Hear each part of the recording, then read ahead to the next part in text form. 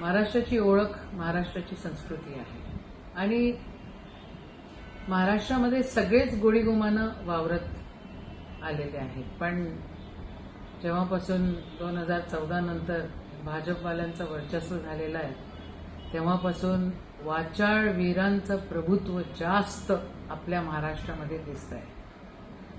आज ज्या प्रकारे स्वतःला भाऊ म्हणून घेणारे भाजपमधले काही नेते ज्या प्रकारे आई बहिणींवर बोलतायत, इतक्या खालच्या स्तरावर जाऊन बोलतायत, म्हणजे अक्षरशः यांच्या तोंडातून गटारी वाहतायत असं म्हणायला काहीच हरकत नाही.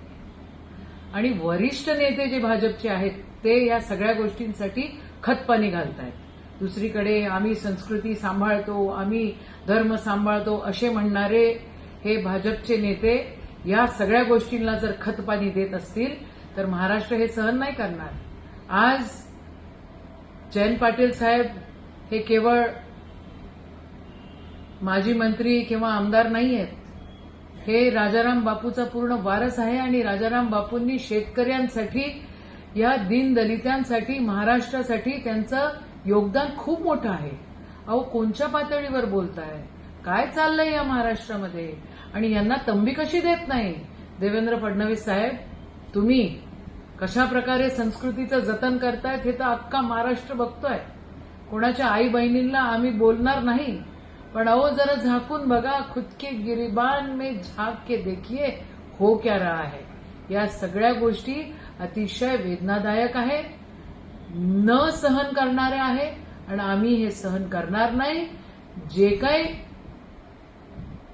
जयंत पाटील साहेबांच्या परिवाराबद्दल बोलण्यात आलं त्या सगळ्या गोष्टीचा आम्ही निषेध करतोय आणि महाराष्ट्र अशी भानगड अजिबात सहन करू शकत नाही, एवढं लक्षात ठेवा. आदरणीय नरेंद्र मोदी साहेबांच्या आईंना काही बोलल्या गेलं आणि कोणीतरी आलतू फालतू माणसांनी बोललं तर तुम्ही म्हणतायत की ये देश की माताओं का अपमान है. अहो, राजाराम बापूंच्या पत्नी जयंत पाटील साहेबांच्या आई म्हणजे आमच्याही आई आहे आणि महाराष्ट्राच्या आई आहे, या देशाच्या आई आहे. आई बहिणींचा अपमान आम्ही सहन करणार नाही. तुम्ही तुमच्या नेत्यांना तंबी दिली पाहिजे, व्यवस्थित वागवलं पाहिजे आणि शिस्तीत ठेवलं पाहिजे. जय हिंद, जय महाराष्ट्र.